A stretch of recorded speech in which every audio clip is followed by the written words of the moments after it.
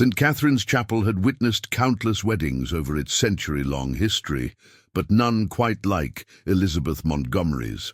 As she descended the grand staircase, radiant in her mother's restored vintage gown, time seemed to slow. The gentle rustling of her dress against the marble steps was interrupted by an unexpected sound, a sharp tear that echoed through the hushed sanctuary. The seam split, revealing not the expected layers of silk and lace, but a small wooden box, weathered by years of safekeeping. As it clattered down the steps, the lid sprung open, and there lay a blood-stained locket, its gold surface dulled by time. Inside, a lock of dark hair and a note, written in a hand that Elizabeth's fiancé instantly recognized, the handwriting of his supposedly dead brother. Could the truth behind this locket destroy not just one wedding, but two powerful families? Before we jump back in, tell us where you're tuning in from, and if this story touches you, make sure you're subscribed, because tomorrow I've saved something extra special for you. 3 months earlier, Elizabeth Montgomery sat in her father's study, carefully turning the brittle pages of their family Bible. The leather-bound tome, passed down through 5 generations, held more than just scripture. Between its pages lay the carefully preserved history of 2 of Boston's most prominent families. Her fingers traced the elegant calligraphy recording births, deaths, and marriages, each entry a thread in the tapestry of privilege and obligation that had defined her life. The afternoon sun filtered through leaded glass windows, casting honeyed light across the mahogany desk where she sat. Outside, gardeners tended to the extensive grounds of Montgomery Estate, their quiet labor a testament to the wealth that had isolated her family from the world beyond these gates. Elizabeth paused at a blank space in the family tree, the spot where her name would soon be joined with James Preston's, finally uniting 2 dynasties that had spent decades as rivals. Still obsessing over ancient history, her father's voice, warm but weighted with authority, filled the room. Richard Montgomery stood in the doorway, his silver hair and tailored suit a reflection of old money and older expectations. The future's what matters now, Butterfly. The childhood nickname made Elizabeth smile despite herself. Just making sure there's room for one more entry. She closed the Bible carefully, but not before noticing a loose paper flutter from between its pages. She caught it reflexively, her breath catching at the sight of familiar handwriting. "What's that?" her father asked, his tone suddenly sharp. Elizabeth smoothly slipped the paper into her sleeve. "Just an old bookmark." The lie came easily, practiced over years of protecting her secrets from her father's scrutiny. "Have you heard from the Prestons about the rehearsal dinner?" Richard's posture relaxed slightly. "James's mother called this morning everything's arranged at the Harvard Club." He crossed the room, resting a hand on her shoulder. "You know, I never thought I'd see the day when a Montgomery would marry a Preston. Your grandfather would have had a fit." "Times change, Dad." Elizabeth rose, the hidden note burning against her skin. "Even old grudges have to end sometime." "Indeed they do." His smile didn't quite reach his eyes, though some would say there are good reasons for those grudges. Later that evening, alone in her room, Elizabeth retrieved the note. Thomas's handwriting hadn't changed in the 5 years since his disappearance, the same bold strokes forming words that had once meant everything. To her, "My dearest Beth, if you're reading this, something has gone terribly wrong.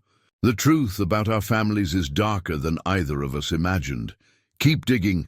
Trust no one. All my love, T." Elizabeth's hands trembled as she folded the note.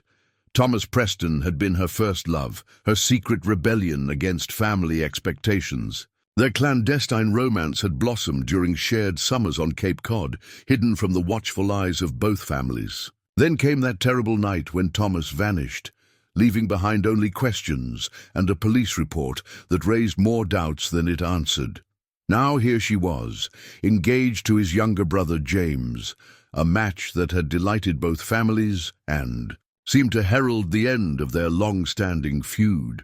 James was everything Thomas wasn't: Cautious, proper, the perfect heir to the Preston shipping empire. He made her feel safe, respected, and utterly predictable. The evening light faded as Elizabeth stood at her window, watching shadows lengthen across the manicured lawn. In the distance, she could see the lights of Boston Harbor, where Preston ships still dominated the waterfront, just as Montgomery real estate shaped the skyline.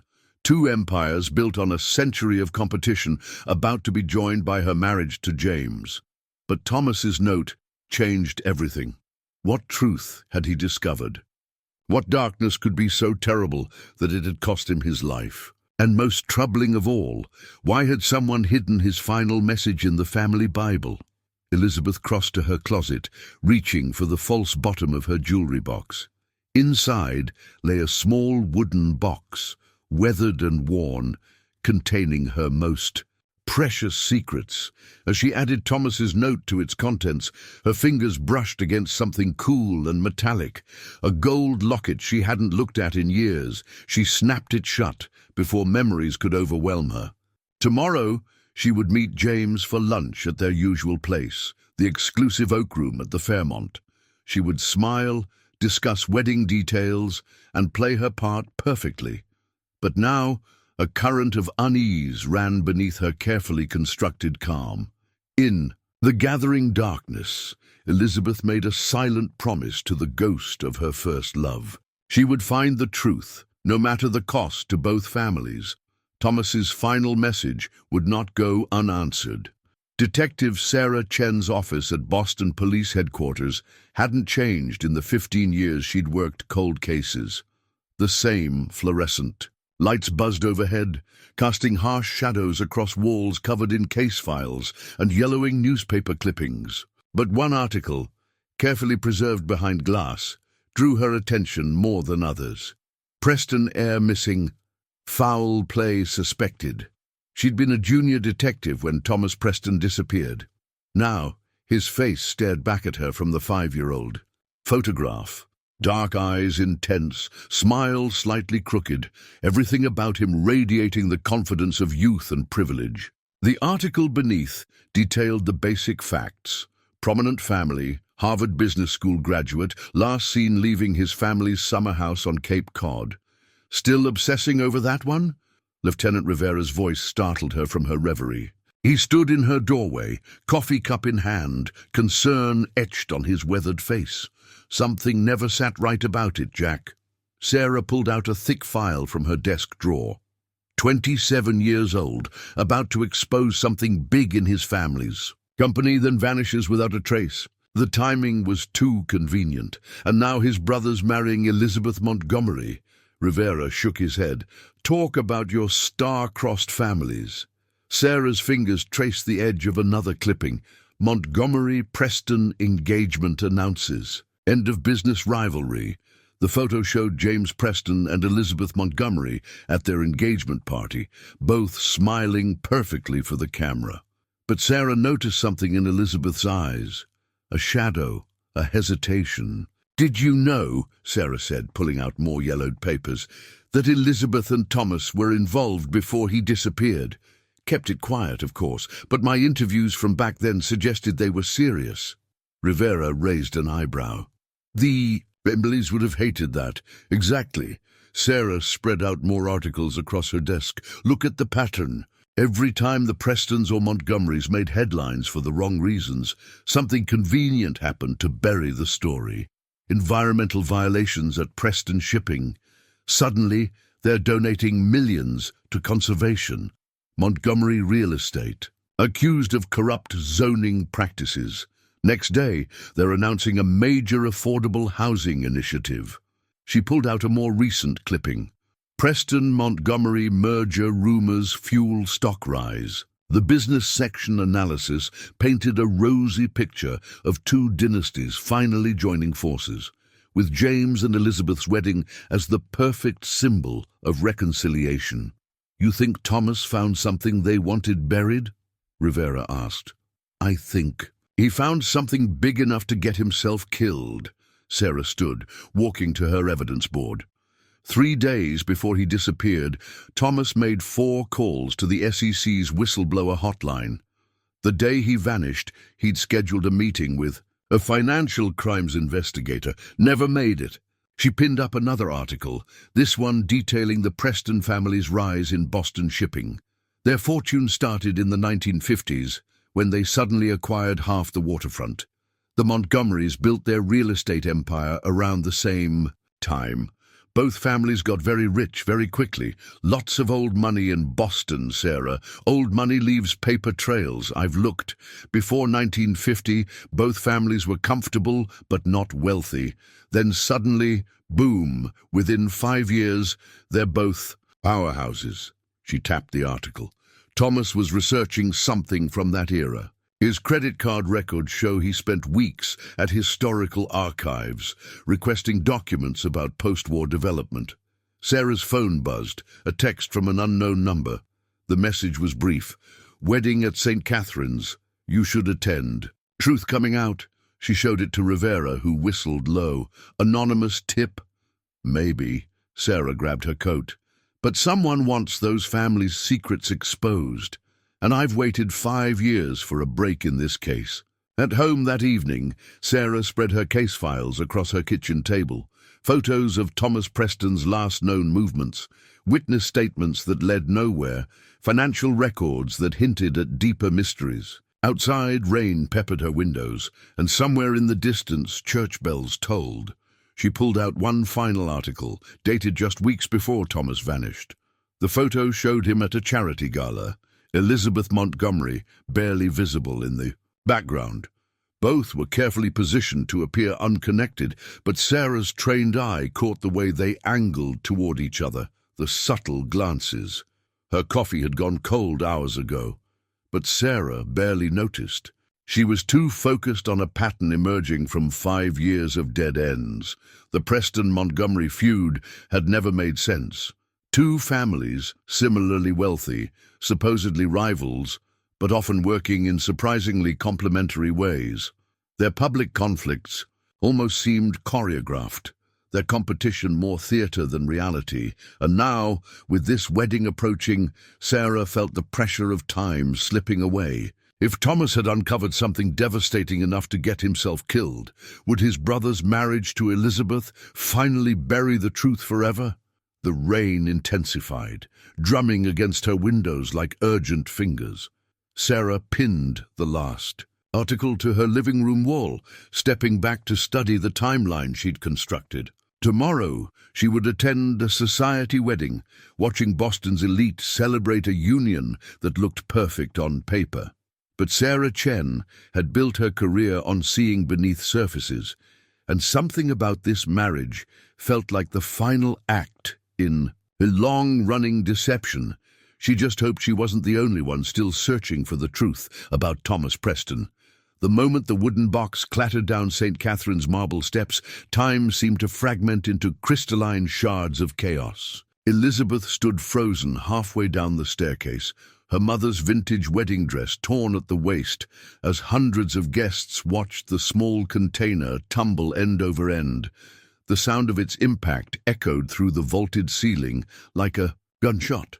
James Preston moved first, his polished shoes clicking against marble as he stepped forward. But Detective Sarah Chen, watching from her carefully chosen position near the back, noticed how his father, William Preston, grabbed his arm, a gesture both restraining and warning.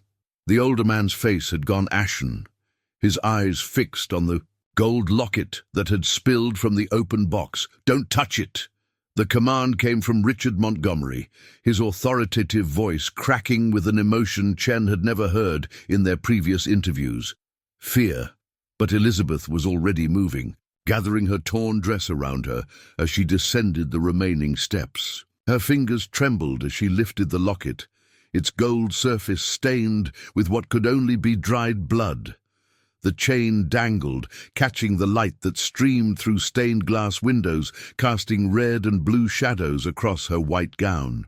Beth. James's voice was gentle, using the nickname that had once belonged to his brother. "Whatever that is, we don't need to do this now. We need to do this now." Elizabeth's voice carried clearly through the hushed chapel. "Because I recognize this locket. Thomas gave it to me the night he disappeared." A collective gasp rippled through the assembled guests. Chen watched as both the Preston and Montgomery patriarchs exchanged glances that spoke volumes. William Preston's hand tightened on his son's arm, while Richard Montgomery took an unconscious step toward his daughter. Elizabeth's fingers worked the locket's clasp, struggling with years of tarnish and what looked like dried blood. The metal finally yielded with a soft click that seemed to echo off the stone walls. Inside, protected from time and elements, lay a neatly folded piece of paper and a lock of dark hair bound with red thread. "That's Thomas's handwriting," James said softly, having moved close enough to see. His face had lost all color, and Chen noticed his hands were shaking. "But that's impossible. They found his blood in the boat. They said there was too much. He couldn't have survived." Elizabeth's laugh held no humor. "That's what everyone wanted us to believe, isn't it? That Thomas took the boat out alone. That night, that there must have been an accident, that the current carried his body out to sea." She unfolded the paper with careful movements. "But that's not what happened, is it, Dad?" Richard Montgomery's face had hardened into an expressionless mask. "Elizabeth, you're upset. The wedding preparations, the stress. My dearest Beth," Elizabeth read from the paper, her voice carrying to every corner of the chapel. "By the time you find this, I'll either have exposed everything or been silenced. The accident there. Planning for me won't be an accident at all." William Preston stepped forward, his voice carefully controlled. "This is ridiculous. Thomas was troubled, unstable. He was making wild accusations." "About what?" Detective Chen's voice cut through the tension as she moved toward the altar. "About the mysterious source of both families' wealth? About the real reason for your supposed feud? Or about what really happened in 1950 when both the Prestons and Montgomerys suddenly became two of Boston's wealthiest families?" The color drained from William Preston's face. Behind him, his wife Marion swayed slightly, steadying herself against a pew. Chen noticed how her eyes fixed on the locket with something close to recognition. "You can't possibly," Richard Montgomery began, but Elizabeth cut him off. "There's more." Her fingers trembled as she continued reading. "The evidence is all there in the original shipping manifests. Dad and Uncle William can't hide the truth. Forever. The blood money that built both our families." "Enough!" William Preston's roar echoed off the chapel walls. But it wasn't his voice that stopped Elizabeth from reading. It was the sound of the heavy chapel doors swinging open. A figure stood silhouetted in the doorway, backlit by the afternoon sun. Tall, broad-shouldered, with that same Preston bearing that James displayed. As he stepped into the light, audible gasps filled the sanctuary. The years had added silver to his temples and lines around his eyes, but there was no mistaking Thomas Preston. "Hello, Beth." His voice was rougher than in the old recordings Chen had studied, but carried the same quiet intensity. "I think it's time we told everyone the truth about our families." The blood-stained locket caught the light as Elizabeth's hand fell to her side. 5 years of secrets, lies, and carefully maintained deceptions began to unravel in the hushed sanctuary of St. Catherine's Chapel. And Detective Sarah Chen, who had waited so long for this moment, reached for her phone to call for backup. Because some truths, she knew, came with a body count. The interrogation room at Boston Police Headquarters felt too small for the weight of history it now contained. Detective Chen sat across from Thomas Preston, watching him leaf through a leather-bound journal, his diary from the months before his disappearance. The book's pages were dense with cramped handwriting, financial records, and newspaper clippings from the 1950s. "I started digging when I found discrepancies in the old shipping manifests," Thomas explained, his voice carrying the weariness of a man who'd spent 5 years in hiding. Ships arriving with cargo that didn't match their declared weights. Insurance, payments for vessels that never existed. Money flowing through shadow companies that all led back to the same source. Chen studied his face, noting the subtle changes 5 years had carved. "And what was that source?" Thomas smiled without humor.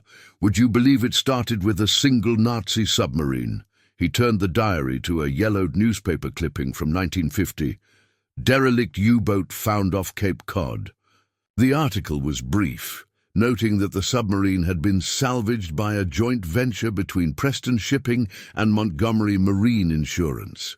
The official story was that it was empty, Thomas continued. Just another piece of World War II debris. But my grandfather's private papers told a different story. That U-boat was carrying gold, Nazi gold, stolen from European banks and Jewish families. Hundreds of millions in 1950s dollars. Chen leaned forward, and both families found it better than that. They'd been waiting for it. Thomas flipped to another page, revealing a series of coded telegrams. The submarine commander had made a deal. He'd been sending coordinates through intermediaries, planning to split the gold with whoever helped him disappear into a new life. Outside the interrogation room, Elizabeth Montgomery sat with James, both still in their wedding clothes. Through the one-way glass, she watched her first love piece together, the story that had nearly cost him his life. The families didn't just find the gold, Thomas explained to Chen. They created an elaborate scheme to launder it. Preston Shipping suddenly acquired new vessels. Montgomery Real Estate started buying up waterfront property. Everything looked legitimate on paper, just two ambitious families riding the post-war boom. But the feud was fake, Chen said, pieces clicking into place. A cover story to explain why two families getting rich at the same time weren't working together. Exactly. Every public battle, every courtroom drama, it was theater.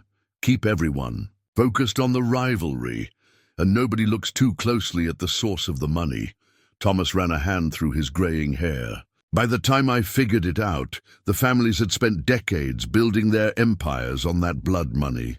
The evidence was buried in shell companies, offshore accounts, and conveniently lost records. Chen pulled out her own files. "That's why you called the SEC. I was young, idealistic, thought I could expose everything, make it right." His laugh was bitter. "I didn't understand then that some secrets are worth killing for." In the observation room, Elizabeth reached for James's hand.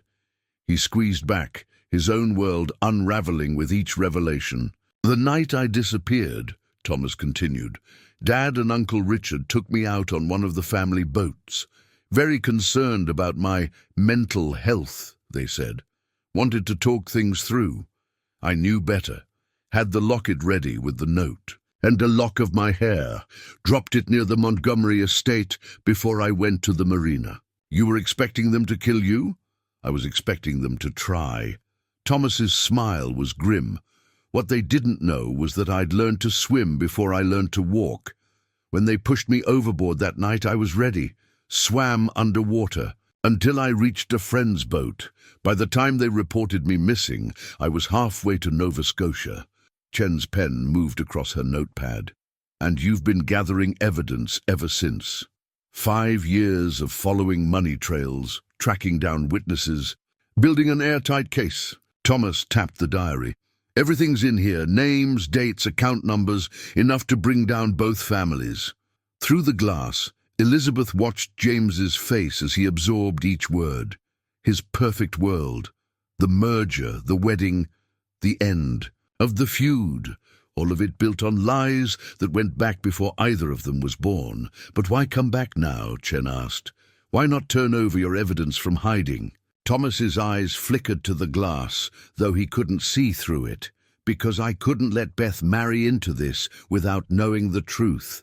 She deserves better than being another prop in the family's ongoing performance." In the observation room, Elizabeth pressed her hand against the glass. 5 years of grief, anger, and confusion crystallized into a single moment of clarity. The truth hadn't just cost Thomas his life, it had nearly cost him his soul. "There's something else," Thomas said quietly, turning to the diary's final pages. "Something I found just before I disappeared. The gold wasn't the only thing on that submarine. There were documents, records of who really helped the Nazis hide their stolen wealth. Names of collaborators in banking, shipping, insurance. Respected families who built fortunes on other people's misery. Chen felt a chill. Names that are still powerful today? Thomas nodded. Which is why this isn't just about our families anymore. Once this evidence goes public, a lot of Boston's old money is going to have to answer for their history. Outside, Elizabeth finally understood the true weight of the wooden box she'd carried unknowingly into her wedding. It wasn't just her family's secrets at stake. It was an entire world built on decades of lies, theft, and murder. The vintage wedding dress, torn and ruined, suddenly felt like a perfect metaphor. Sometimes, the only way forward was to rip away the beautiful facade and face the darkness beneath. The Preston Shipping Company's archive room smelled of old leather and secrets. Elizabeth stood before a wall of leather-bound ledgers, each volume a year in the company's history, while James methodically worked the combination lock on a hidden safe behind his father's portrait. The afternoon sun cast long shadows through the wood-paneled office, and somewhere in the building, a clock struck 5. "Father always said these were just decorative," James murmured, his fingers trembling slightly as he turned the dial. Insisted all the real records were digital now. The safe clicked open, revealing a single leather ledger marked 1950-1951 in faded gold leaf. Elizabeth pulled on cotton archival gloves before carefully lifting the book. "Your brother's diary mentioned this specific ledger, said it was the key to everything." She placed it on the mahogany desk, the leather creaking as she opened it. The pages inside told a story in columns of precise handwriting and carefully noted figures. Ship manifests, cargo weights, insurance values, all documented with meticulous attention to detail. But it was the margins that drew their attention. Tiny notations in different handwriting, coded references that made no sense at first glance. "Look at this." James pointed to a recurring symbol, a small cross with a circle around it. "It's next to every entry about the U-boat salvage operation. And these numbers," he traced a column of figures, "they don't match the official cargo manifests in the company's digital archives." Elizabeth pulled out her phone, comparing the ledger entries to photographs she'd taken of Thomas's diary. "These codes," Thomas broke them. Each symbol represented different parties involved in laundering the Nazi gold. The cross in a circle, that was the Montgomery family's mark. James sank into his father's leather chair, looking suddenly older. "All those stories about our families hating each other, the lawsuits, the public feuds," he laughed bitterly, "just a show to hide how closely they were really working together." Elizabeth turned another page and froze. There, carefully preserved, between the ledger pages, was a photograph she'd never seen before. Their grandfathers, young and confident, standing on a dock with a third man in a naval uniform. The date stamped on the back, August 15th, 1950. "That's Klaus Weber," James said quietly, recognizing the name from Thomas's research. "The U-boat commander who made the deal. After this photo was taken, he disappeared with a new identity and a share of the gold. Our grandfathers helped him escape justice in exchange for making them rich." Elizabeth's fingers traced the photograph's edge.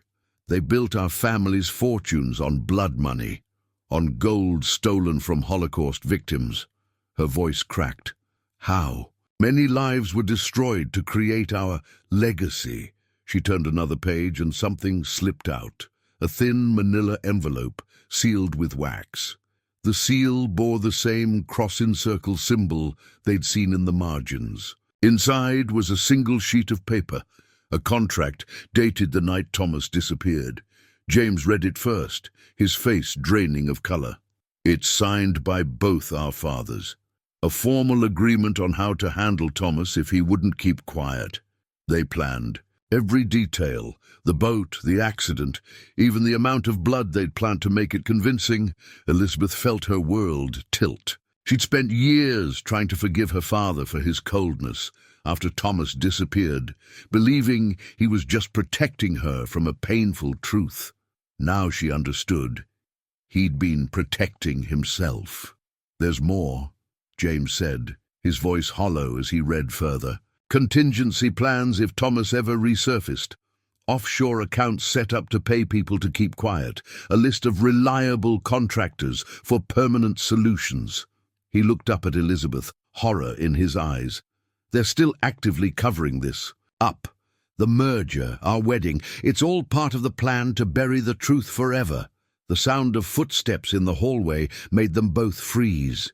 Elizabeth quickly photographed the contract, while James gathered everything back into the safe.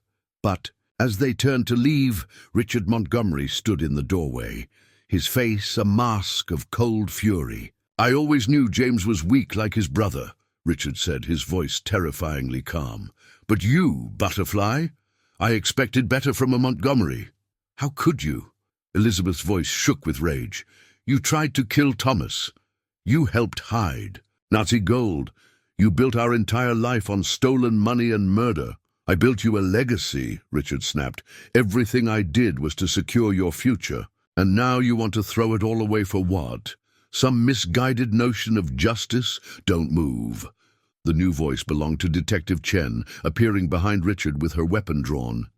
"Mr. Montgomery, you're under arrest for conspiracy to commit murder and obstruction of justice."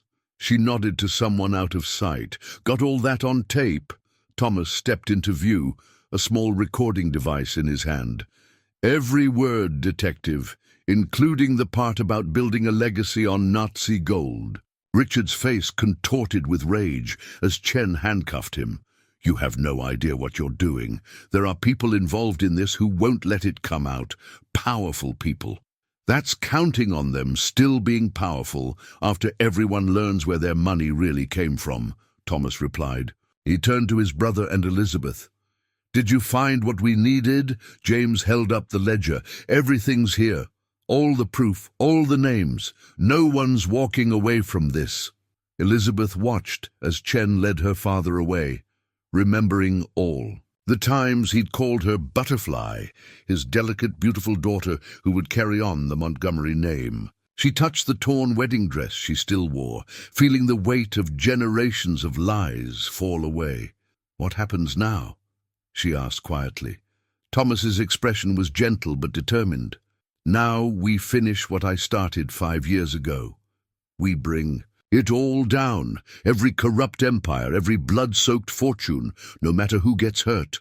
"No matter who gets hurt," Elizabeth repeated, thinking of summer days and a young love destroyed by terrible truths. Some butterflies emerged from their chrysalis with broken wings, but they flew anyway. Marion Preston's private study in the family's Beacon Hill mansion was a testament to old money restraint. Tasteful antiques, leather-bound books, and a state-of-the-art computer system that seemed oddly modern among the 19th century furnishings. As James watched his mother insert a small USB drive into her desktop, he realized how little he truly knew about the elegant woman who had raised him. "I've been keeping my own records," Marion said quietly, her patrician features illuminated by the screen's blue glow. "Ever since the night they tried to kill Thomas, I knew someday we'd need proof." Her fingers moved across the keyboard, entering a complex encryption key. William never suspected his perfect corporate wife would be the one to bring it all down. Detective Chen leaned forward, watching as folders appeared on the screen. "You've been gathering evidence against your own husband." "Against all of them."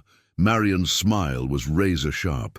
"Did you think I spent 30 years planning charity galas and nothing else? The wives of powerful men become invisible. We see everything, hear everything, and no one ever suspects we're paying attention." The files told a story more damning than anyone had imagined. Decades of transfers through numbered accounts, payments, to shell companies.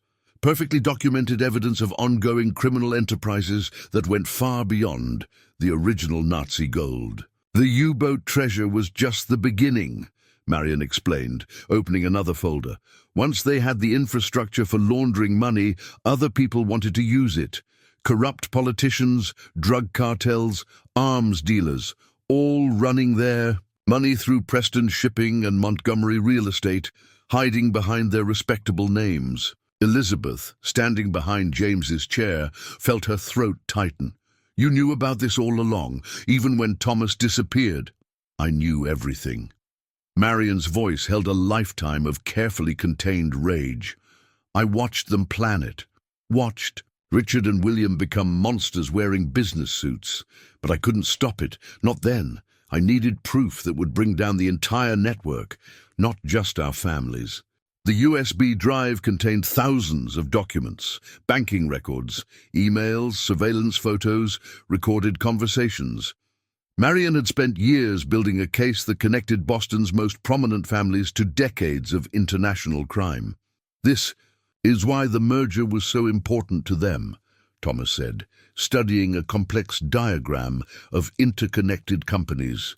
"They needed to consolidate control before anyone could expose the operation. The wedding wasn't about ending a feud. It was about protecting their criminal empire." James stood abruptly, pacing the room. "Why tell us now, Mother? Why not come forward years ago when they tried to kill Thomas?" Marian's eyes followed her younger son.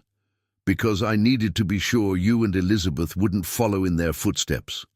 I had to know you'd choose truth over power." She turned to Thomas.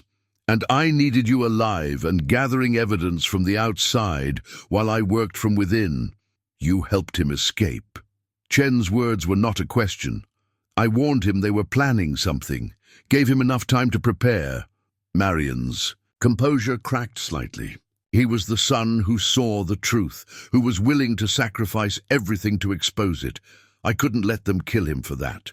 Elizabeth moved to the computer, studying the folders. "These payments, they're still happening. Weekly transfers through companies I recognize from our real estate holdings." "Because it never stopped," Marian said. "The operation grew bigger, more sophisticated. The Nazi gold built the foundation, but now it's about hiding money for anyone who can pay. Some of the most respected names in Boston are really just elaborate fronts for washing billions in criminal proceeds." Chen was already on her phone, calling for backup.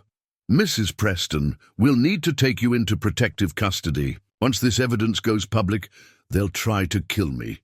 Marian's smile was eerily calm. "I've known that for 30 years, Detective. Why do you think I've already arranged for copies of everything to be released to major news organizations? If anything happens to me..." James knelt beside his mother's chair. "You've spent my entire life preparing for this moment. I spent your entire life protecting you from becoming like them." She touched his face gently. "You and Thomas, you're what your father could have been, should have been, before the money corrupted him." A sound from downstairs made them all freeze. Marian calmly removed the USB drive and handed it to Chen. "That'll be William, home early. He always could sense when his control was slipping." She stood smoothing her silk blouse. "Detective, get them out through the servants' stairs. I'll handle my husband." "Mom, no!" Both brothers moved to protest, but Marian's expression silenced them. "I've played the perfect corporate wife. For 30 years I can manage 10 more minutes," she straightened her pearls. "Besides, your father's not the only one who knows how to make problems disappear." Elizabeth felt a chill at the steel in Marian's voice. This elegant woman in her designer clothes had spent decades secretly documenting criminals while living among them, protecting her sons while building a case that would destroy their world. As they hurried down the back stairs, Chen leading the way, Elizabeth heard William Preston's voice boom through the house. "Marian, why is your computer on?" "Just updating the guest list for the hospital benefit, darling." Marian's response floated down, perfectly modulated, "Though I suppose we'll need to make quite a few changes now." They emerged into the gathering dusk, hurrying toward Chen's unmarked car. Behind them, the Preston mansion stood dark and elegant against the twilight sky, decades of secrets hidden behind its federal-style facade. "She'll be okay," Thomas said, though his voice held doubt. "She's survived this long." James stared back at his childhood home. "All these years, we thought. We knew who our parents were.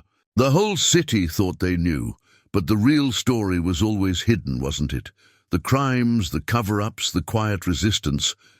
And now everyone will know, Elizabeth said softly. Every charity board member, every society matron, every respected family, they'll all be exposed for what they really are. Chen started the car as her phone buzzed with messages. Reports coming in from the Financial Crimes Unit. They're already finding accounts, connecting dots. Once this breaks, she looked at her passengers in the rearview mirror. There's no going back. As they pulled away, Elizabeth thought about Marion Preston's perfect pearls and hidden steel. Sometimes the most dangerous person in the room was the one everyone underestimated. Sometimes the greatest act of love was destroying everything your children thought they knew, to save them from becoming what you most feared.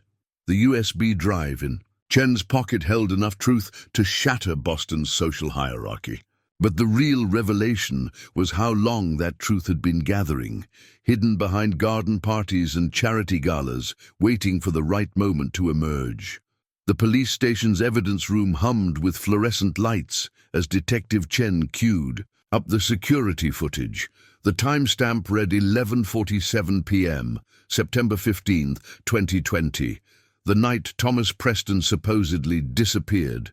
The grainy images showed Preston Marina's main dock, captured by a security camera that William Preston had claimed was broken that evening. Marion found this in a hidden safe last year, Chen explained, her voice tight, along with documentation proving that someone tampered with the official investigation. Elizabeth gripped James's hand as they watched Thomas walk down the dock with their fathers. Even in the poor quality footage, the tension was visible in Thomas's posture. He kept a careful distance from both men, staying close to the edge. Audio's corrupted, Chen said, adjusting the playback, but Marion had the footage enhanced. We can make out some of it. William Preston's voice crackled through the speakers. Have to understand, son. Some truths are better left buried, like the truth about where our money came from. Thomas's reply was clear, defiant. The families you helped escape justice, the lives you destroyed. Richard Montgomery moved closer to Thomas. We built something greater than ourselves, created legacies that will last generations. And you want to throw it all away for what? Conscience. For justice, Thomas shot back. For all the people you stole from, all the criminals you've helped. The violence happened so fast that Elizabeth flinched. Richard lunged forward, pushing Thomas toward the water. William grabbed his son's arms from behind. There was a brief struggle, a splash, and then nothing. Just two men standing at the edge of a dark dock looking down at the water. Jesus Christ, James whispered, his face ashen. They really tried to kill him. Chen paused the footage. Watch what happens. Next, the scene continued. William and Richard stood watching the water for several minutes. Then William reached into his pocket and removed something dark, Thomas's wallet. He dropped it into the water, followed by a cell phone, creating evidence of an accident, Chen noted. They even brought blood to spread on the boat, animal blood, we later learned. Everything perfectly staged. But Elizabeth was watching the background of the frame, where a small boat moved silently in the darkness. There, she pointed. That's how he escaped. Chen nodded. Marion had arranged it with one of the old marina workers, someone who owed her a favor. They pulled Thomas out half a mile down the coast. The footage continued, showing William and Richard methodically constructing their cover story. They made phone calls, arranged for witnesses to establish their presence elsewhere, carefully built the framework of lies that would protect them for 5 years. Turn it off, James said suddenly. I can't watch anymore. Chen stopped. The playback, but the images seemed burned into the air. Two respected patriarchs attempting to murder a son who dared to expose their crimes. The fluorescent lights buzzed in the silence. There's something else, Chen said, pulling out a file. The marina worker who helped Thomas that night? He kept a log of everyone who used the private docks. Names, dates, unusual cargo. Goes back 15 years. She spread photographs across the table. Ships arriving in the dead of night. Crews unloading unmarked containers. familiar faces supervising operations that never appeared in official records. "It's not just about the Nazi gold anymore," Thomas said quietly. "That was just the beginning. They've been using the shipping company and real estate holdings to hide all kinds of illegal operations. Drug money, arms dealing, human trafficking, all laundered through respected Boston institutions." Elizabeth studied the photos, recognizing faces she'd seen at charity galas and society weddings. "How deep does this go?" "Deep enough that half of Boston's elite are implicated," Chen replied. "The old families, the pillars of society, many of them are just fronts for international crime syndicates. Your wedding wasn't just about uniting two families. It was about strengthening their control over the whole operation." James stood abruptly, moving to the small window.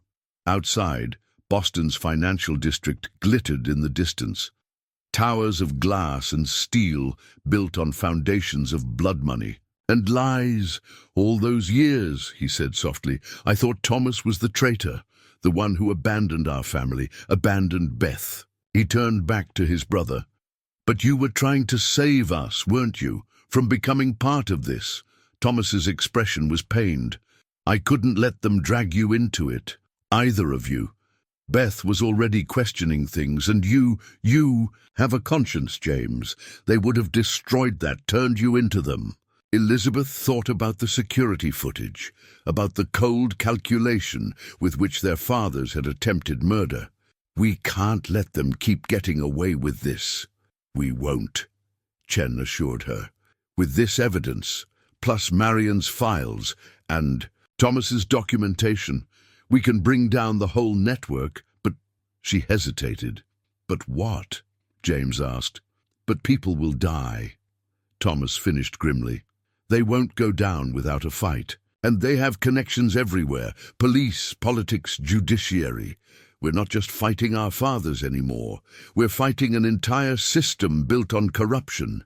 Elizabeth stood, moving to the evidence board where Chen had assembled their case. Photos, documents, connections spanning decades. A web of lies and blood money that had shaped Boston's history. "Then we fight the system," she said firmly. "All of it. No matter what it costs us."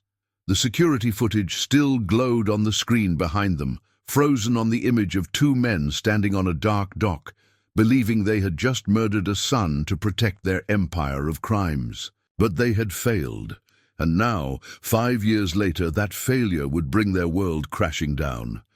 James joined Elizabeth at the evidence board. "Where do we start?" "We start," Chen said, pulling out her phone, "by keeping your mother alive. Because once we release this footage, every criminal organization in Boston will know she's the one who saved Thomas that night. And they'll all want her dead." The fluorescent lights continued their relentless hum as they began to plan. The security footage a silent witness to how far the corruption had spread, and how much it would cost to tear it all down. The anonymous letter arrived at Detective Chen's office by courier, its expensive cream-colored envelope marked only with her name in precise calligraphy. Inside, a single sheet of heavyweight paper carried words that changed everything. "Thomas Preston isn't the hero you think he is. Ask him about Operation Inheritance. Ask him why he really came back. Check the accounts in Grand Cayman dated March 2022. Chen read the letter again as Elizabeth and James sat across from her desk, their faces taut with concern. Thomas stood by the window, his silhouette sharp against the gathering storm clouds outside. "It's Marion's handwriting," James said quietly. "I'd know it anywhere. But why would our mother—" "Because she knows what I did," Thomas interrupted, his voice hollow. "What I had to do to survive these past 5 years. He turned to face them, looking suddenly older. "The evidence I gathered, some of it came with a price." Elizabeth felt her chest tighten. "What kind of price?" "To infiltrate their world, I had to become part of it." Thomas pulled out his phone, accessing a hidden folder. Operation Inheritance wasn't just about exposing the truth. It was about taking control of their network. He handed the phone to Chen. On the screen, banking records showed transfers of millions through accounts Thomas had established.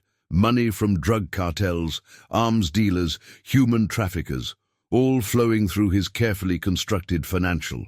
"Maze, you weren't just gathering evidence," Chen said, her voice hardening. "You were building your own criminal enterprise. I needed resources, connections. The only way to bring down their network was to create a rival operation." Thomas's laugh was bitter. "Turns out I'm my father's son after all. 5 years of playing their game, becoming what I hated." James stood abruptly. "That's why you waited, until now, to come back. Not because of Beth's wedding, but because you'd finally positioned yourself to take over." "You don't understand," Thomas protested. "Everything I did was to protect you both. To make sure when it all came down you'd be safe." "Safe?" Elizabeth's voice cracked. "You became one of them. All this time I thought you were some noble crusader for justice, but you were just fighting to replace them." Chen was already on her phone, ordering background checks on Thomas's known associates. "The Cayman accounts, they're linked to 3 unsolved murders, rivals who tried to expose your operation." Thomas didn't deny it. "You've seen what these people are capable of. The only way to fight them was to play by their rules. By becoming a killer." James's face was twisted with disgust. "By building your own criminal empire? Everything I did was for a greater purpose." Thomas slammed his hand against the wall. "You think our parents' network would just disappear? If we exposed them, someone had to be ready to step in, to control the chaos. And that someone had to be you." Marion Preston's voice cut through the tension as she entered Chen's office, elegant as ever in her Chanel suit. "My noble son, so determined to fight monsters that he never noticed himself becoming one." Elizabeth felt the world tilting beneath her feet. Every certainty of the past few days crumbled as she looked at Thomas.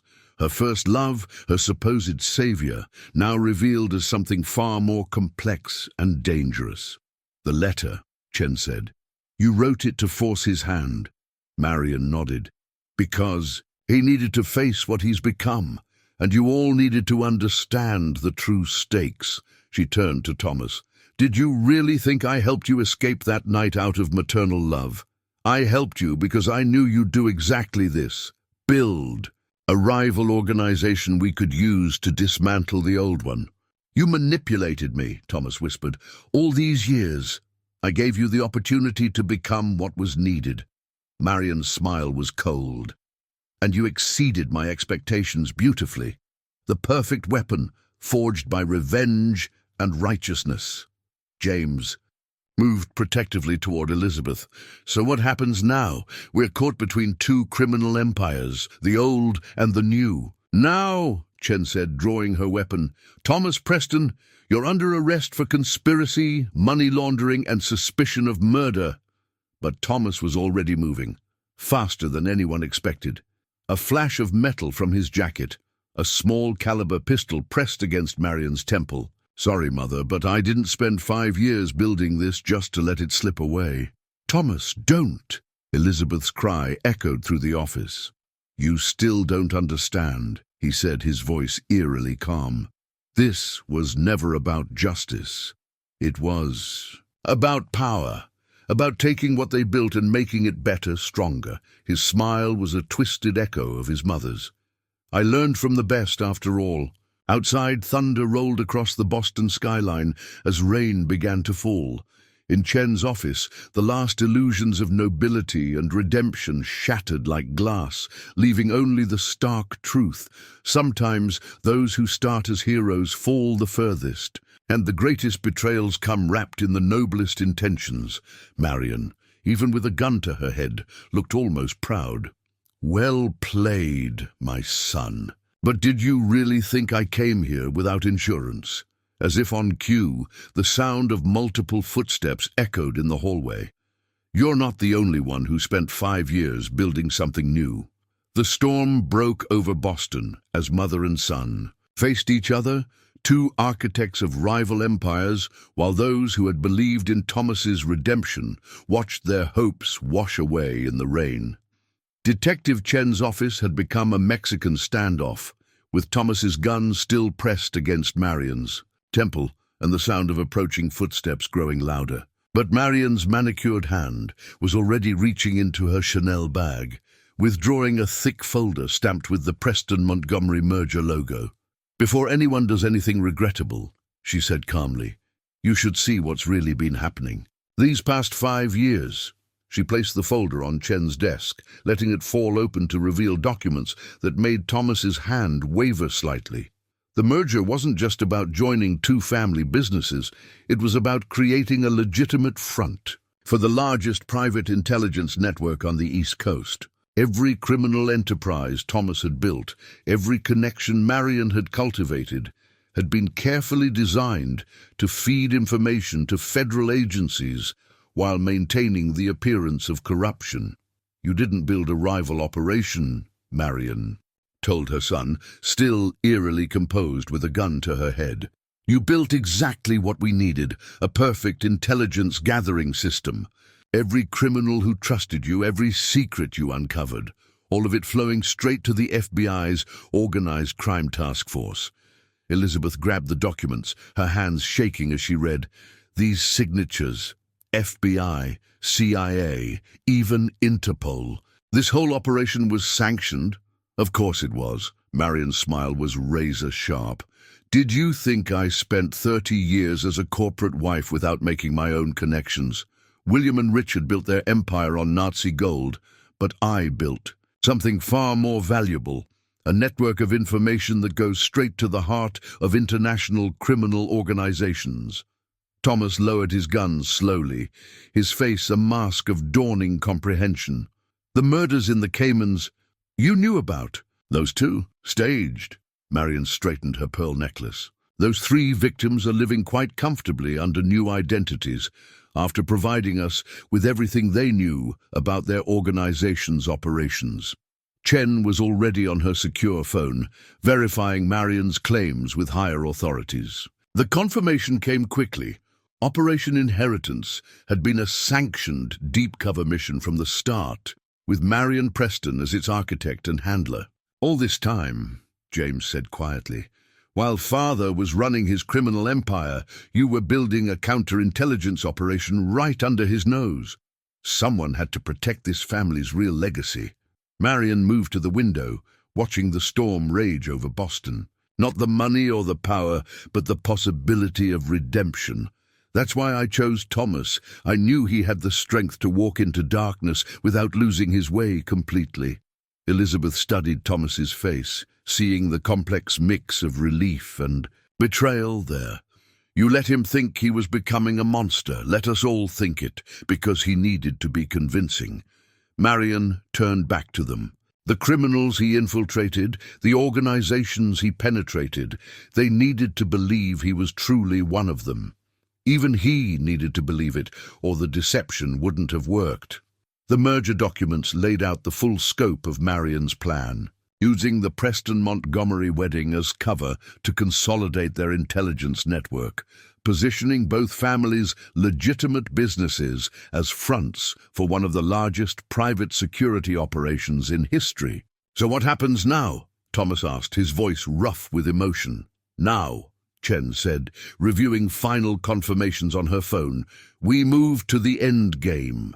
William Preston and Richard Montgomery will be arrested, not just for their past crimes, but for their current operations. Their entire network will be dismantled using the evidence you gathered. And the new organization," James looked at his mother, "this intelligence network you've built will continue under new management." Marion's smile softened as she looked at her sons. "Assuming you're both willing to learn how to run a legitimate enterprise dedicated to stopping the kind of criminals your father once helped." The storm was passing, leaving behind a rain-washed sky and the first hints of clearing. In Chen's office, the weight of secrets and lies began to lift, revealing a truth more complex, but ultimately more hopeful than anyone had imagined. Thomas holstered his weapon, looking at his mother with new understanding. "You played us all perfectly. I played the long game," Marion corrected, "because sometimes the only way to fight corruption is to make everyone, even those you love, believe you're part of it." until the moment comes to tear it all down. Elizabeth found herself laughing despite everything. So the wedding really was just for show. Oh no, dear. Marian's eyes twinkled. The wedding was real, because despite everything I saw how you and James looked at each other. Some love stories deserve a chance to be true, even in the middle of an intelligence operation. Outside, Boston's skyline emerged from the storm clouds, its buildings gleaming with rain and possibility. The old order was about to fall, but something new and potentially better waited to take its place, built not on stolen gold and criminal enterprises, but on the complex bonds of family and the eternal hope of redemption. The recording crackled to life in the secure operations room beneath the FBI's Boston field office. William Preston's voice filled the space, captured during an emergency board meeting called just hours after Thomas's return to St. Catherine's Chapel. "Everything we've built is at risk," William's voice resonated with barely controlled fury. 30 years of operations, billions in assets, connections that go to the highest levels of power, all threatened because my son couldn't keep his damn conscience quiet. Detective Chen watched the room's reactions as the recording played. Elizabeth and James sat rigidly in their chairs, while Thomas leaned against the wall, his face unreadable. Marian Preston sat calmly at the conference table's head, perfectly coiffed, even at midnight, looking more like she was presiding over a charity gala than a high-stakes intelligence operation. Richard Montgomery's voice joined the recording. "We have contingency plans for this exact situation. Protocol 7. "My God," James whispered. "Protocol 7, that's their scorched earth procedure." The recording continued, detailing plans that made even the hardened FBI agents in the room shift uncomfortably. The systematic elimination of witnesses, the destruction of evidence, the carefully orchestrated accidents planned for anyone who might expose the truth.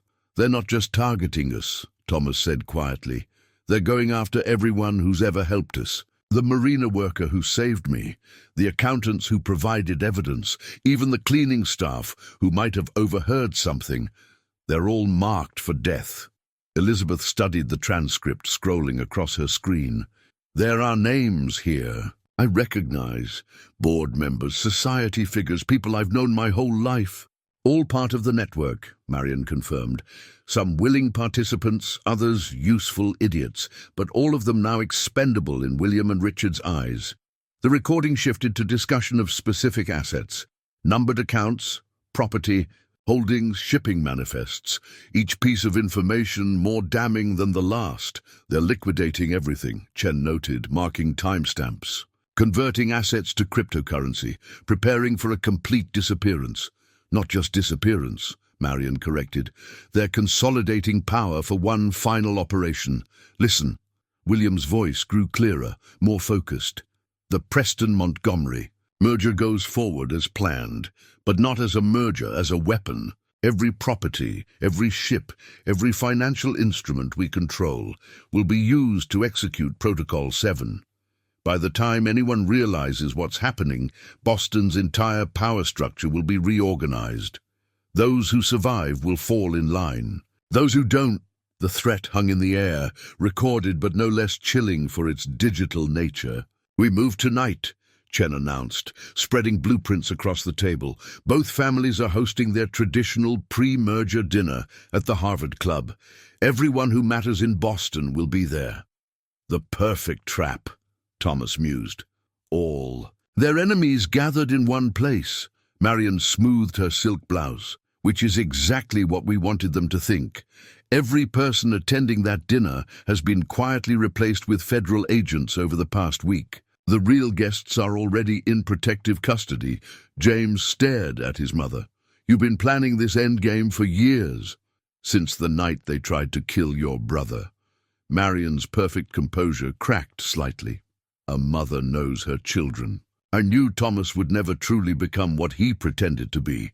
Just as I knew you, James, would choose justice over family loyalty when the moment came." Elizabeth leaned forward. "But the recording makes it clear they're expecting resistance. They'll have their own security contingency plans. They will, Chen agreed, which is why we need to be perfect. One mistake and we lose everything, including the 300 intelligence assets we've embedded in criminal organizations worldwide. The recording ended with William Preston's final command. By midnight tomorrow, everything changes. And my dear wife will finally learn what happens to those who betray the family. Marian's laugh was soft, but carried an edge of steel. Oh, William, you never did understand what family truly means. Chen activated a secure display, showing real-time surveillance of the Harvard Club. We have 2 hours until the dinner begins. Everything we've worked for comes down to this. Thomas straightened from his position against the wall. Then let's make it count. 5 years of playing a role, of letting them think they'd won. He met his mother's eyes. Time to show them what the Preston family really stands for. Not just the Prestons, Elizabeth added, reaching for James's hand. All of us, together. Outside the operations room, Boston's elite were donning formal wear and heading to what they thought was a celebration of 2 dynasties merging. None of them knew they were about to witness the dismantling of a criminal empire decades in the making. Marian Preston stood, every inch the society matron she'd pretended to be for 30 years. "Well then," she said calmly, "shall we get dressed for dinner?" The private viewing room at Boston First National felt like a tomb. Elizabeth watched as Marian inserted a small gold key into the safe deposit box, a key that had hung around her neck on a fine chain for 30 years, hidden beneath perfectly tailored designer clothes. "Your father gave me this box as a wedding." "A present," Marian explained, turning the key. "He thought it contained family jewels. He never knew it held something far more precious, insurance." The heavy box scraped against marble as she pulled it free. Inside, organized with military precision, lay 3 decades of carefully gathered evidence, photographs, ledgers, and most importantly, a set of microfilms that made Detective Chen inhale sharply. "These were supposed to have been destroyed in 1951, Chen said, carefully lifting one of the films, "the original evidence of how the Nazi gold entered the country. My father-in-law wasn't as thorough as he thought." Marian's smile was grim. "He kept copies of everything, insurance against his own partners. When he died, his secretary gave them to me.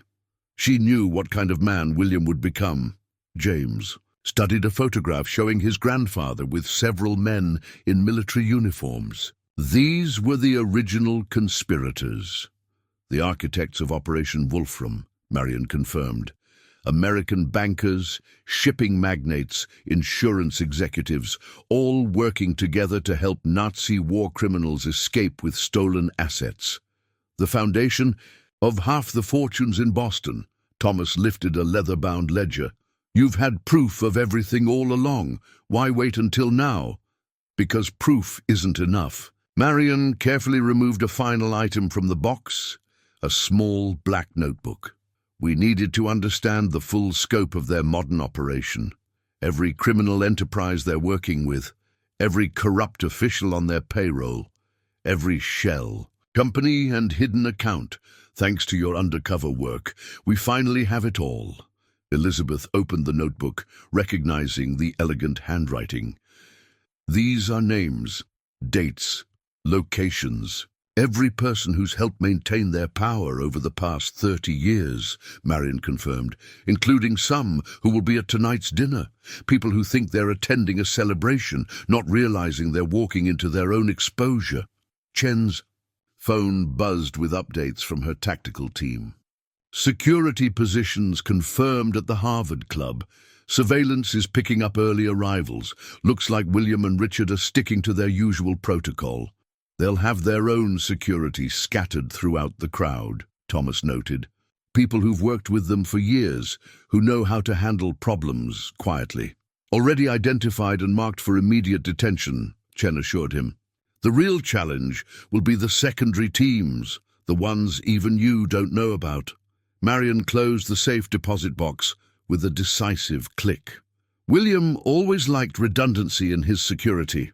It's why he survived this long." She turned to face them, her patrician features set with determination. But he never understood that true power isn't about having the most guards or the biggest guns. It's about knowing exactly when and where to apply pressure.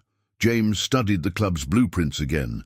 The main ballroom has 4 exits, plus the service corridors. If they sense a trap, they'll head for the wine cellar. Marion interrupted. There's a tunnel system dating back to Prohibition. William thinks only 3 people know about it. But you do, Elizabeth said softly. I know everything about William Preston's empire.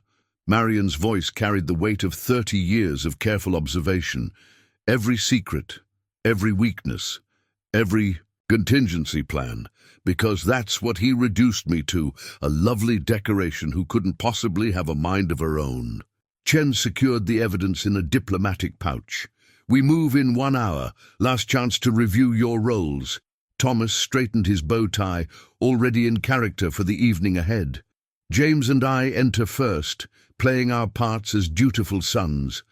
Elizabeth arrives with the Montgomery cousins, maintaining the illusion that everything's proceeding according to plan. I'll be watching from the security office, Chen added. Strike teams are in position, disguised as catering staff. At exactly 9 p.m. No. Marion's interruption was quiet but firm. We wait for William's toast. He'll want to savor his moment of triumph, to stand before Boston's elite and celebrate the merger that he thinks will cement his power forever. Her smile was cold. That's when we show him what real power looks like. Elizabeth felt a chill at the steel in Marion's voice. This elegant woman had spent 3 decades building toward this moment, playing the perfect corporate wife while methodically gathering the evidence that would destroy her husband's criminal empire. Mother, James said hesitantly, after tonight, there's no going back. Everything changes.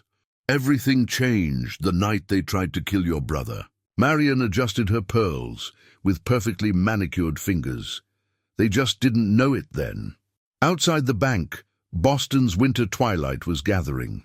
In a few hours, the city's most powerful people would gather to celebrate what they thought was the merger of 2 great dynasties. None of them knew they were actually attending the carefully orchestrated demolition of a criminal empire built on Nazi gold and maintained through decades of violence. Well, Marion said calmly, gathering her Hermes bag, shall we get ready? For the last dinner party of the old order, the Harvard Club's grand ballroom glittered with old money and older secrets. Crystal chandeliers cast their gentle light over Boston's elite as they gathered for what they believed was a celebration of the Preston-Montgomery merger. William Preston stood at the head table, raising his glass for what he thought would be his moment of triumph. Friends, fellow pillars of our great city. He began, but his words faltered as the ballroom's elaborate display screens flickered to life, showing Thomas's face. Not the Thomas standing in the room, but a recording made hours earlier. Good evening, ladies and gentlemen. The Thomas on screen wore the same tuxedo he now wore in person, creating an eerie mirror effect. By now, my father is probably reaching for his phone to shut this down. But every system in this building is currently under federal control, so please, Dad, stay right where you are and listen carefully. William's hand froze halfway to his jacket pocket. Beside him, Richard Montgomery's face had gone ash-gray.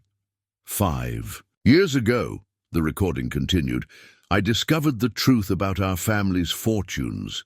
Not just the Nazi gold that started it all, but the decades of crime that followed. Every illegal operation you laundered money for, every criminal enterprise you helped hide, every person who disappeared to protect your secrets. The screen shifted to show documents, photographs, transaction records, decades of evidence compiled. During Thomas's supposed criminal transformation. What you never understood, Father, was that my apparent descent into corruption was orchestrated from the start. Every criminal organization I infiltrated, every illegal operation I helped run, all of it was sanctioned by federal authorities. We needed to understand the full scope of your network, to identify every conspirator, every corrupt official, every hidden asset. Around the ballroom, Several guests began moving toward the exits, only to find them quietly blocked by what had appeared to be catering staff. "Detective Chen," Thomas's recorded voice commanded, "execute containment protocol."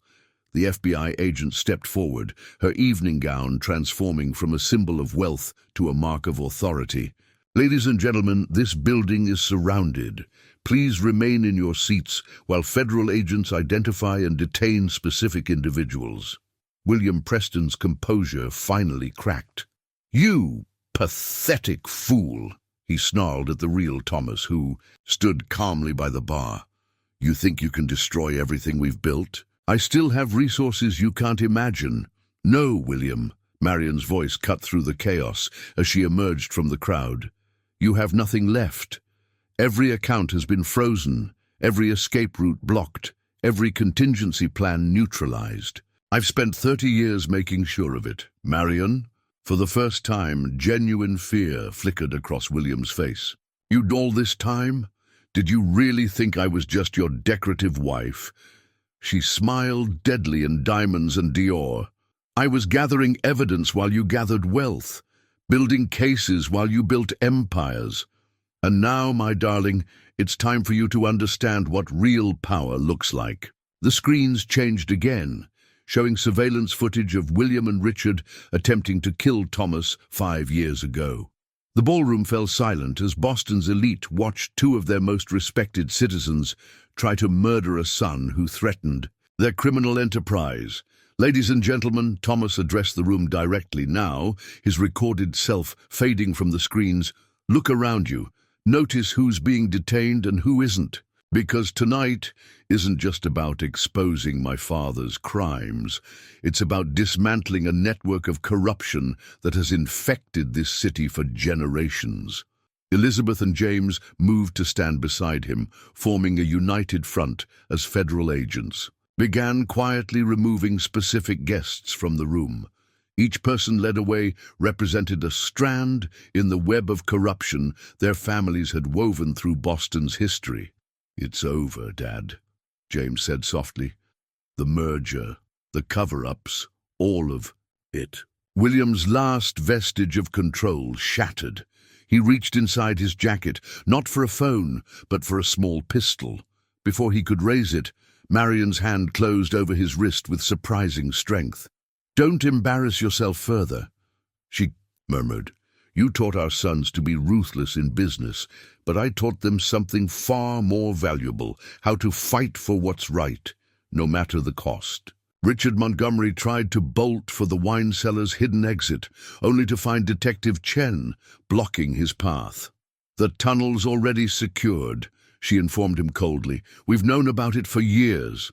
As federal agents moved to take William and Richard into custody, Thomas turned to address the stunned remains of Boston's high society. "This isn't just an arrest," he announced. "This is a revolution. The old order of corruption and silence ends tonight.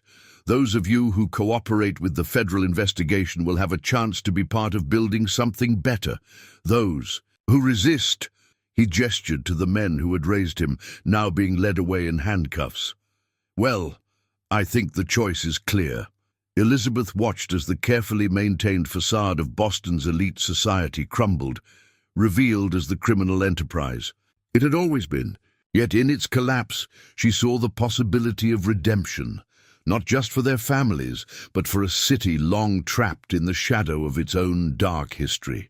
In the Harvard Club's private library, now converted into a temporary federal command center, William Preston and Richard Montgomery sat in handcuffs, while Detective Chen methodically laid out decades of evidence across the antique mahogany table. Each document, photograph, and ledger entry formed another nail in the coffin of their criminal empire. "Let's start with the original sin," Chen said, placing the newly discovered microfilms on the table. "Operation Wolfram, 1950. Your fathers helped Nazi war criminals escape with stolen assets, taking their cut in gold and bearer bonds. But that was just the beginning, wasn't it?" William's lawyer shifted uncomfortably as Chen activated a digital display, showing a complex web of shell companies, hidden accounts, and criminal enterprises spanning 7 decades. You didn't just hide Nazi gold, Chen continued. You built an entire infrastructure for laundering criminal proceeds. Drug cartels, arms dealers, human traffickers, anyone with dirty money and the right connections could use your network. The Preston shipping empire and Montgomery real estate holdings weren't just successful businesses. They were the largest money laundering operation on the East Coast. Marion entered the library, still elegant in her evening wear. Show them the Cayman records, detective. The ones Thomas helped us obtain. William's head snapped up at his wife's voice. You actually helped him betray his own family. No, William. Marion's voice was ice. I helped him save it. You're the one who betrayed everything this family should have stood for. She turned to Chen. The Cayman accounts will show how they've been moving money for some of the most dangerous criminal organizations in the world. Chen nodded, pulling up financial records on the display. Over $50 billion laundered in the past decade alone. But money wasn't enough, was it? When people threatened to expose you, they had accidents, like you tried to do with Thomas. You can't prove any of that, Richard Montgomery snapped, speaking for the first time since his arrest. Actually, we can. Thomas entered with Elizabeth, and James, carrying a thick legal brief. Every murder, every accident, every disappeared witness, all documented in your own records. You were so confident in your power that you kept detailed files of your crimes. Insurance, William muttered. Leverage against our partners if we ever needed it. And now it's evidence that will destroy those partners too, James added, his voice hard. The corrupt judges, the bought politicians, the dirty cops, everyone who helped maintain your power. Elizabeth stepped forward, facing her father. Did you ever think about the lives you ruined? The families destroyed by the criminals you helped? Or were we all just entries in your ledgers? Richard wouldn't meet his daughter's eyes. We built something magnificent, he said quietly, an empire that would have lasted generations. You built a monument to evil, Marion corrected, and raised your children to inherit a legacy of blood money and murdered innocents. Well, they've chosen a different path, Chen gestured, and federal agents began collecting the evidence. William Preston and Richard Montgomery, you're under arrest for conspiracy, money laundering, murder, and dozens of other federal crimes. The lists of charges takes up 30 pages. You realize what this will do to Boston's economy? William asked, a last attempt at leverage. Half the city's major businesses are connected to our operations. We know, Thomas replied. That's why the federal task force has spent 5 years preparing for this moment. Legitimate businesses will be restructured. Criminal enterprises will be dismantled. It won't be easy, but it's necessary. And the old families? Richard looked around the wood-paneled library, symbol of Boston's aristocracy. The social order we maintained? We'll have to find a way forward based on truth instead of lies, Elizabeth said firmly. Maybe that's not such a bad thing. As the magnitude of their downfall became clear, both patriarchs seemed to age decades before their children's eyes. All the power, all the criminal connections, all the carefully maintained illusions of respectability, everything they'd spent their lives building was crumbling to dust. There's one more thing, Marion said, almost gently. The evidence, Thomas, gathered doesn't just expose your crimes. It provides a clear paper trail back to the original Nazi gold and the families it was stolen from. William's face went slack with understanding. Restitution. Complete and absolute, Chen confirmed. Every asset, every property, every dollar that can be traced back to those original crimes will be returned to the descendants of the victims. The Preston and Montgomery fortunes will be dismantled down to their corrupt foundations. James watched his father absorb this final blow. Did you really think you could build something lasting on a foundation of stolen lives and murdered innocents? We thought we could build anything if we were willing to pay the price, William said quietly. We just never imagined the price would be everything. As federal agents led the once powerful patriarchs away, Thomas, James, and Elizabeth stood with their mother, watching decades of lies and corruption finally face justice. Outside the library's windows, dawn was breaking over Boston, painting the city's skyline in colors of redemption and renewal. "What happens now?" Elizabeth asked softly. "Now," Marion answered, "we build something better, something worthy of the next generation." She touched the pearls at her throat, not as a society matron's accessory, but as a warrior's badge of honor. "It won't be easy, but nothing worth doing ever is." The sun rose higher, casting long shadows through the library's windows. In its light, the evidence of 7 decades of crimes lay exposed, ready to reshape not just 2 families, but an entire city's understanding of its own history. 1 week after the arrests at the Harvard Club, Elizabeth sat in her father's former office at Montgomery Tower, watching federal agents catalog decades of hidden files. The morning sun streamed through floor-to-ceiling windows, illuminating empty walls where priceless artworks, now revealed as Nazi loot, had once hung. The restitution team found another cache of documents in the sub-basement, Thomas said, entering with a stack of papers. Records going back to 1945, names, dates, details of every family our grandfathers stole from. Elizabeth touched the worn pages gently. "How many families?" "Hundreds." He sat heavily in a visitor's chair. "The task force estimates it will take years to trace all the descendants, return what was stolen, but it's a start." The door opened again as James and Marion arrived, both looking exhausted but determined. The past week had been a blur of federal interviews, asset seizures, and the systematic dismantling of 2 family empires built on decades of crime. "The board of directors has agreed to step down," Marion announced, perfectly composed despite the circumstances. "The legitimate parts of both businesses will be restructured under federal supervision, with new management and complete transparency." "And the illegitimate parts?" Elizabeth asked. "Being used to help prosecute every criminal organization that worked with our fathers," James replied. "The evidence Thomas gathered is proving invaluable." Outside the office windows, Boston's financial district gleamed in the morning light. Somewhere in those towers, other families were watching the Preston Montgomery collapse and wondering if their own secrets would be next to emerge. "We're doing the right thing," Marion said softly, reading their thoughts. "No matter how much it hurts." Elizabeth nodded, watching another piece of her old life being boxed up and carried away. The price of truth was high, but the cost of lies had been even higher. A month after the arrests, the Preston family beach house on Cape Cod stood quiet against the winter sky.